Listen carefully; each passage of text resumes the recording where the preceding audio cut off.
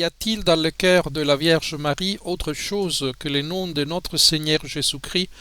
Nous aussi, nous ne voulons avoir qu'un seul nom dans notre cœur, celui de Jésus comme la très sainte Vierge. La parabole tragique de ces pontificats se poursuit avec une succession de coups de théâtre qui s'accélèrent. Il ne se passe pas de jour sans que, depuis le trône suprême, le souverain pontife procède au démantèlement du siège de Pierre, usant et abusant de l'autorité suprême, non pour confesser mais pour nier, non pour confirmer mais pour égarer, non pour unir mais pour diviser, non pour construire mais pour détruire. Hérésie matérielle, hérésie formelle, idolâtrie, superficialité de toutes sortes. Le souverain pontife Bergoglio ne cesse d'humilier obstinément la plus haute autorité de l'Église en démythifiant la papauté, comme l'aurait dit peut-être son illustre compagnon Karl Rahner. Son action vise à violer les dépôts sacrés et à défigurer la face catholique de l'épouse du Christ, en parole et en action, par la dissimulation et le mensonge, par ces gestes saisissants d'une ostensible spontanéité, mais méticuleusement conçus et planifiés, par lesquels il s'exalte lui-même dans une continuelle autocélébration narcissique, tandis que la figure du pontife romain est humiliée et celle du Christ en terre obscurcie. Son action se sert de l'improvisation magistrale, de ce magistère à bâton rompu, liquide, insidieux, comme des sables mouvants, non seulement à haute altitude, à la merci des journalistes du monde entier, dans ces espaces éthérés qui peuvent mettre en évidence un délire pathologique de toute puissance illusoire, mais aussi lors de cérémonies les plus solennelles qui devraient inciter au tremblement sacré et au révérencieux respect.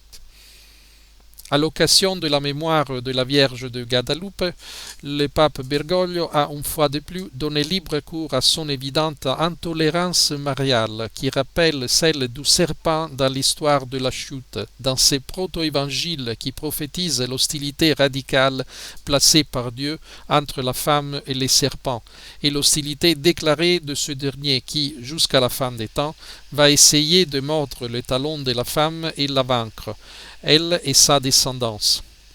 Celle du souverain pontife constitue une agression manifeste contre les prérogatives et les attributs sublimes qui font de l'Immaculée Mère de Dieu toujours vierge le complément féminin au mystère du Verbe incarné, intimement associé à lui dans l'économie de la rédemption. Après avoir réduite à n'être que la voisine d'à côté ou la migrante qui fuit, ou la simple laïque connaissant les défauts et les crises d'une femme quelconque marquée par les péchés, ou le disciple qui n'a évidemment rien à nous apprendre. Après l'avoir banalisé et désacralisé, à l'image de ces féministes qui gagnent du terrain en Allemagne avec leur mouvement Marie 2.0, visant à moderniser la Vierge pour en faire un simulacre à leur image et ressemblance. Le pape Bergoglio est allé encore plus loin à propos de l'auguste reine et mère immaculée de Dieu qui s'est métissée avec l'humanité et a métissé Dieu lui-même. En l'espace de quelques plaisanteries, il a frappé au cœur le dogme marial et le dogme christologique qui lui est lié. Les dogmes mariaux sont les sceaux apposés sur les vérités catholiques de notre foi, définis lors des conciles de Nicée, d'Éphèse et de Chalcédoine.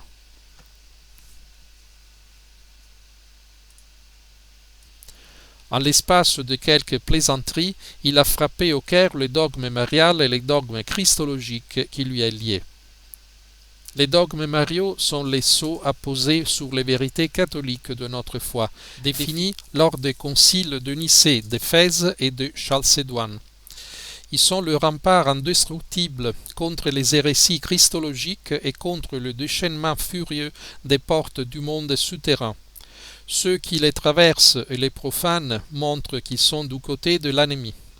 Attaquer Marie, c'est s'aventurer contre le Christ lui-même.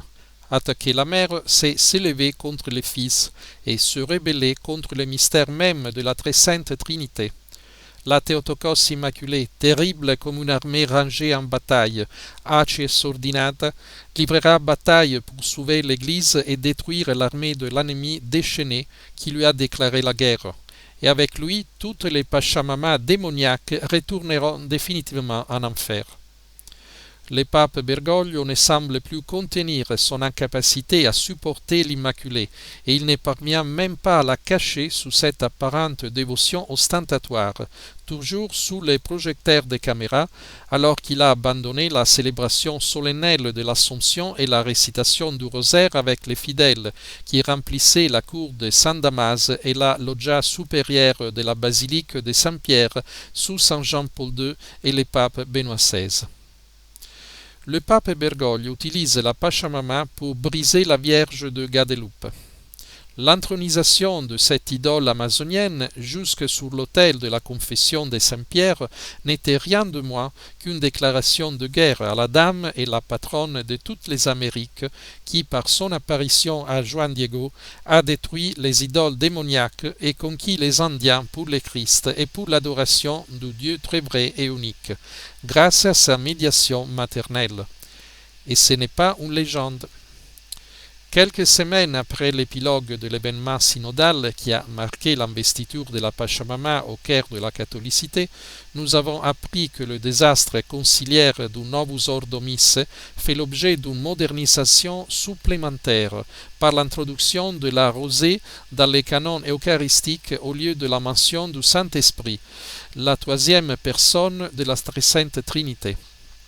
C'est un pas supplémentaire dans le sens de la régression vers la naturalisation et de l'immanentisation du culte catholique, vers un novissimus ordo panthéiste et idolâtre.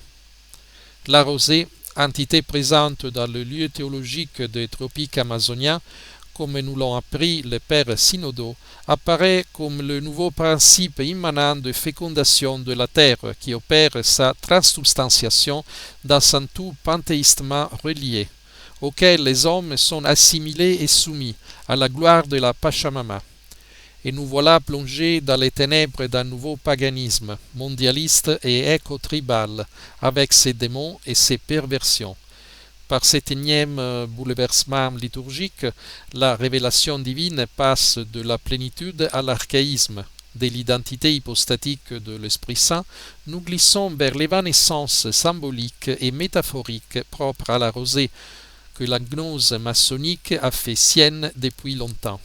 Mais revenons un instant sur les statues idolâtres du rare Leder et sur la déclaration du pape Bergoglio au lendemain de leur enlèvement de l'église de Traspontina et de leur noyade dans le Tibre. Cette fois encore, les paroles du pape ont les parfums d'un mensonge colossal. Il nous a fait croire que les statuettes ont été promptement exhumées des eaux sales grâce à l'intervention des carabinieri. On se demande pourquoi une équipe de Vatican News, coordonnée par Tornielli et Spadaro de Civiltà Cattolica, avec des reporters et des caméramans de la presse judiciaire, n'est pas venue filmer les exploits des plongeurs et capturer le sauvetage de Pachamama. Il est également peu probable qu'une opération aussi spectaculaire n'ait pas retenu l'attention de quelques passants équipés d'un téléphone portable pour filmer puis relancer les scoops sur les réseaux sociaux. Nous sommes tentés de retourner cette question à la personne qui a fait cette déclaration. Certainement, cette fois aussi, il nous répondra par son silence éloquent. Depuis plus de 6 ans maintenant, nous sommes empoisonnés par un faux magistère, une sorte de synthèse extrême de toutes les idées fausses conciliaires et des erreurs post-conciliaires qui se sont propagées imparablement, sans que la plupart d'entre nous ne s'en aperçoivent. Il en est ainsi parce que Vatican II a ouvert non seulement la boîte de Pandore, mais aussi la fenêtre d'Overton, et d'une manière si graduelle que personne ne s'est rendu compte des bouleversements qui avaient eu lieu, de la nature authentique des réformes, de leurs conséquences dramatiques. Nous n'avons même pas pensé à avoir de soupçons à l'égard de celui qui se trouverait réellement aux commandes de cette gigantesque opération subversive que le cardinal moderniste Sunens appelait le 1789 de l'Église catholique. Ainsi, au cours de ces dernières décennies, le corps mystique s'est lentement vidé de son sang par une hémorragie que rien ne pouvait arrêter. Le dépôt sacré de la foi a été progressivement dilapidé, les dogmes dénaturés, les cultes sécularisés et progressivement profanés, la morale saccagée, les sacerdoces diffamés, le sacrifice eucharistique protestantisé et transformé en banquet convivial. Maintenant l'Église est inanimée, couverte de métastases, dévastée. Le peuple de Dieu, devenu analphabète, dépouillé de sa foi, tâtonne dans les ténèbres du chaos et de la division. Au cours de ces dernières décennies, les ennemis de Dieu ont progressivement fait de 2000 ans de tradition de la terre brûlée. Par une accélération sans précédent, grâce à la charge subversive de ces pontificats soutenus par les puissants appareils jésuites, on est en train de livrer un coup de grâce mortel à l'Église. Avec les papes Bergoglio, comme avec tous les modernistes, il est impossible de chercher la clarté, car la marque distinctive de l'hérésie moderniste est précisément la dissimulation. Maître de l'erreur et expert dans l'art de la tromperie, il s'efforce de faire accepter universellement ce qui est ambigu, présentant le côté inoffensif qui servira de passeport pour introduire le côté toxique qui a été initialement gardé caché. C'est une citation du père jésuite Matteo Liberatore. Ainsi, le mensonge répété avec obstination et obsession finit par devenir vrai et accepté par la majorité. Typiquement moderniste aussi est la tactique de soutenir ce que l'on veut détruire, en utilisant des termes vagues et imprécis, en favorisant l'erreur sans jamais la formuler clairement. C'est exactement ce que fait le pape Bergoglio avec son amorphisme qui dissout les mystères de la foi, avec l'approximation doctrinale qui lui est propre, par laquelle il métisse et démolit les dogmes les plus saints, comme il l'a fait avec les dogmes mariaux de la Mère toujours Vierge de Dieu. Les résultats de cet abus de pouvoir, nous l'avons sous les yeux. Une Église catholique qui n'est plus catholique, un récipient vidé de son contenu authentique et rempli de marchandises de pacotille. L'avènement de l'Antichrist est inévitable. Il fait partie de l'épilogue de l'histoire du salut. Mais nous savons que c'est la prémisse du triomphe universel du Christ et de sa glorieuse épouse. Ceux d'entre nous qui n'avons pas été trompés par ces ennemis de l'Église, enfermés dans les corps ecclésial, devons nous unir et faire front commun contre les malins, vaincus depuis longtemps, mais encore capables de nuire et de provoquer la perdition éternelle de multitudes, mais dont la Sainte Vierge, notre condottière, écrasera définitivement la tête. Maintenant, c'est notre tour. Sans équivoque, sans nous laisser chasser de cette Église dont nous sommes les enfants légitimes et dans laquelle nous avons le droit sacro-saint de nous sentir chez nous, sans que la horde haineuse des ennemis du Christ nous fasse sentir marginalisés, schismatiques et excommuniés. Maintenant, c'est notre tour. Le triomphe du cœur immaculé de Marie, co-rédemptrice et médiatrice de toutes les grâces, passe par ces petits, certes fragiles et pécheurs, mais du signe absolument contraire au celui des enrôlés dans l'armée de l'ennemi. Petits consacrés, sans aucune limite à l'Immaculée, pour être son talon, la partie la plus humiliée et méprisée, la plus détestée par l'enfer, mais qui avec elle écrasera la tête du monstre infernal.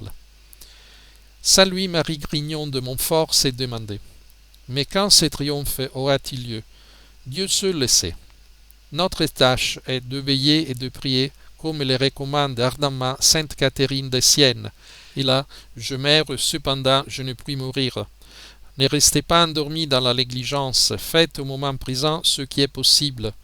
Consolez-vous en Christ Jésus, le doux amour.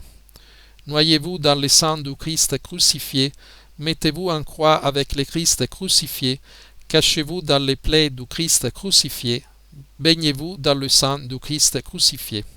Lettre 16.